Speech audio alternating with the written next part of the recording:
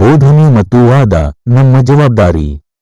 ಬೋಧಿಸುವುದು ಮತ್ತು ವಾದಿಸುವುದು ಯಾರಿಗೂ ಬಾಧಿಸದಂತಿರಲಿ. ನಾವು ಜೀವನದಲ್ಲಿ 2 ಕೆಲಸಗಳನ್ನು ಹೆಚ್ಚು ಮಾಡುತ್ತೇವೆ, ಒಂದು ಬೋಧನೆ, ಮತ್ತೊಂದು ವಾದ. ಆದರೆ ಪ್ರಶ್ನೆ ಏನು ಗೊತ್ತಾ? ನಮ್ಮ ಮಾತು ಯಾರಾದರೂ ಹೃದಯಕ್ಕೆ ಗಾಯ ಮಾಡುತ್ತಿದೆಯಾ? ಬೋಧನೆ ಅಂದ್ರೆ ಜ್ಞಾನ ಹಂಚುವುದು, ಆದರೆ ಅವಮಾನ ಮಾಡುವುದು ಅಲ್ಲ. ವಾದ ಅಂದ್ರೆ ಸತ್ಯ ಹುಡುಕುವುದು, ಆದರೆ ಎದುರಾಳಿಯನ್ನು ಸೋಲಿಸುವುದು ಅಲ್ಲ. ನಮ್ಮ ಮಾತು ಸತ್ಯವಾಗಿರಲಿ, ಮೃದುವಾಗಿರಲಿ, ಉಪಯುಕ್ತವಾಗಿರಲಿ. ಒಂದು ಕಠಿಣ ಮಾತು ಒಂದು ಸಂಬಂಧ ಮುರಿಯಬಹುದು, ಒಂದು ಮೃದುವಾದ ಮಾತು ಒಂದು ಜೀವನ ಬದಲಾಯಿಸಬಹುದು. ನಾವು ಗೆಲ್ಲಬೇಕಾದದ್ದು ವಾದವಲ್ಲ, ಮನಸ್ಸು.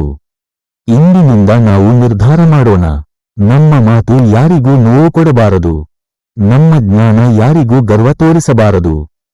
ಮಾತು ಶಕ್ತಿ, ಅದನ್ನು ಜವಾಬ್ದಾರಿಯಾಗಿ ಬಳಸಿ.